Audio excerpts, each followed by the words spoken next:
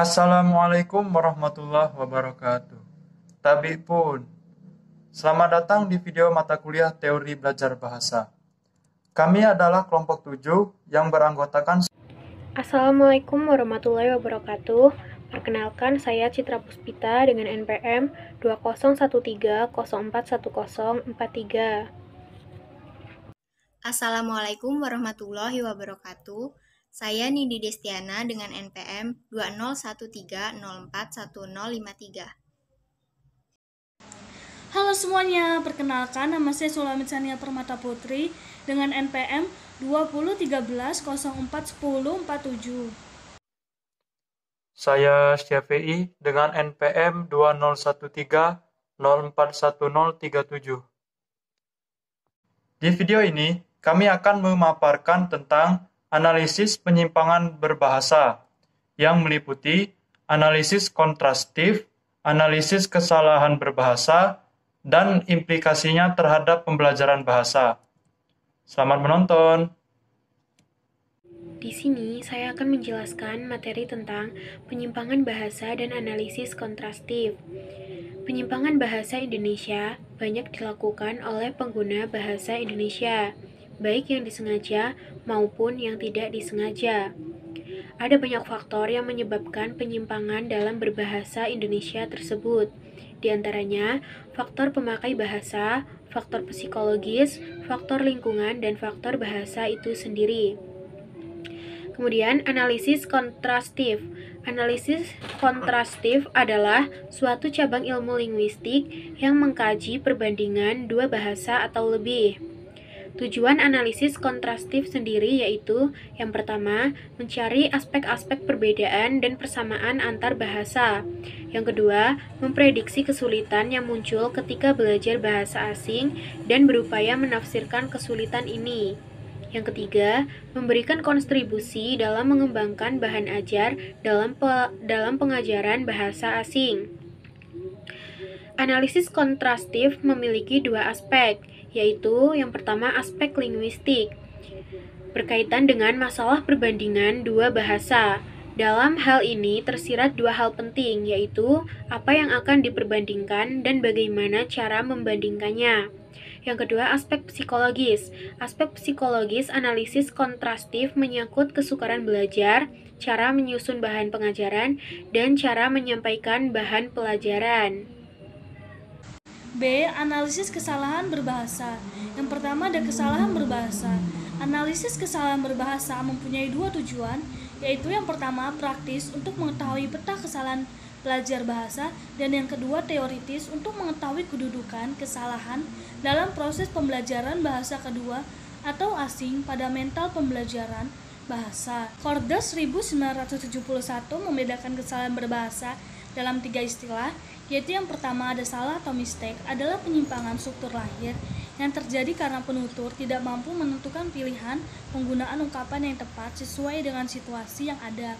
Yang kedua ada slip atau lapses, merupakan penyimpangan yang terjadi karena beralihnya pusat perhatian topik pembicaraan secara sesaat. Yang ketiga ada silap atau errors, merupakan penyimpangan bentuk lahir dari struktur baku yang terjadi karena pemakai belum menguasai sepenuhnya kaidah kebahasaan. Selain kesalahan berbahasa, ada juga sebab dan sumber kesalahan berbahasa. Yang pertama, pengaruh bahasa pertama atau transfer. Transfer bisa bersifat positif atau sehingga menjadi faktor pendukung dalam proses penguasaan bahasa target, dan bisa pula bersifat negatif atau lebih dikenal dengan interferensi sehingga menjadi faktor penghambat dalam proses ini. Yang kedua ada faktor internal bahasa target. Kesalahan-kesalahan yang terjadi dalam proses penguasaan bahasa kedua atau asing banyak bersumber pada kesulitan atau kompleksitas sistem bahasa target itu sendiri. Yang ketiga ada sistem pengajaran.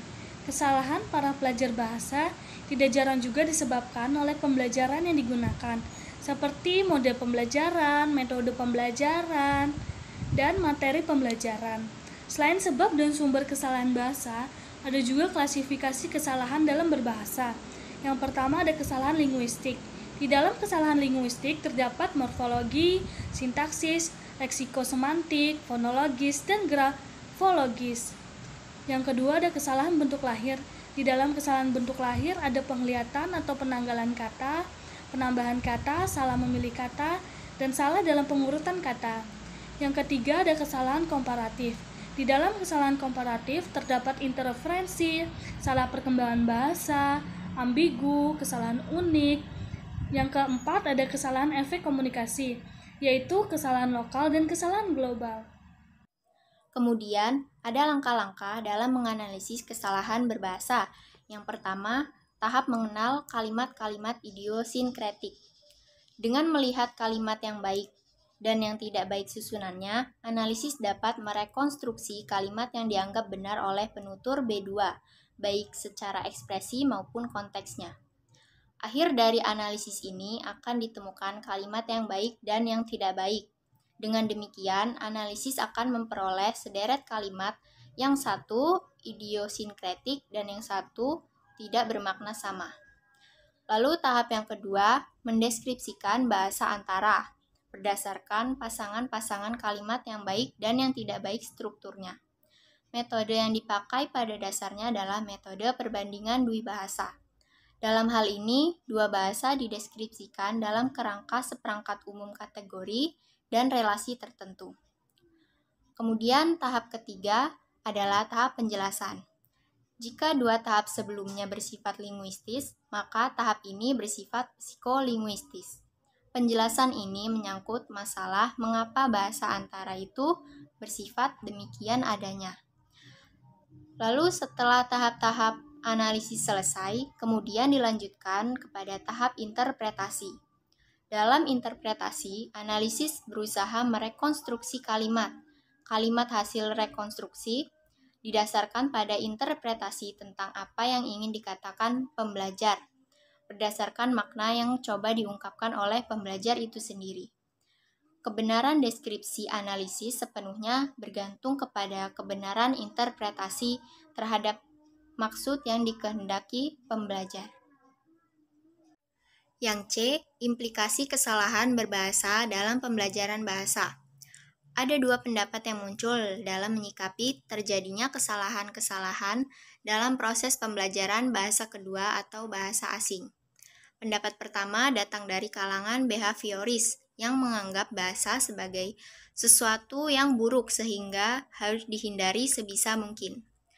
Pendapat yang kedua datang dari kalangan mentalis yang memandang kesalahan bahasa sebagai hal yang wajar, bahkan memiliki peranan penting karena bisa menjadi sumber kemajuan bagi para ahli agar lebih berkembang dalam berbahasa.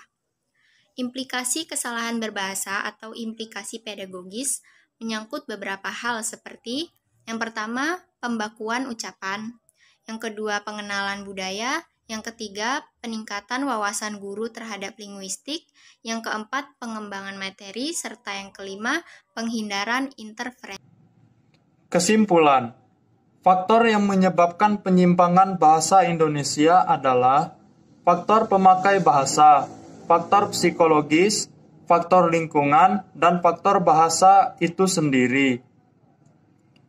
Analisis kontrastif merupakan ilmu bahasa yang digunakan untuk membandingkan dua bahasa atau lebih, untuk memperoleh perbedaan ataupun persamaannya. Tujuan analisis kontrastif adalah mencari aspek-aspek perbedaan dan persamaan antar bahasa, memprediksi kesulitan yang muncul ketika belajar bahasa asing, dan berupaya menafsirkan kesulitan itu, dan memberikan kontribusi dalam mengembangkan bahan ajar dalam pengajaran bahasa asing.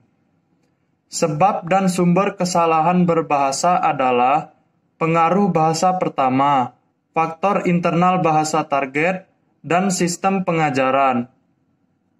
Kesalahan berbahasa meliputi kesalahan linguistik, kesalahan bentuk lahir, kesalahan komparatif, dan kesalahan efek komunikasi.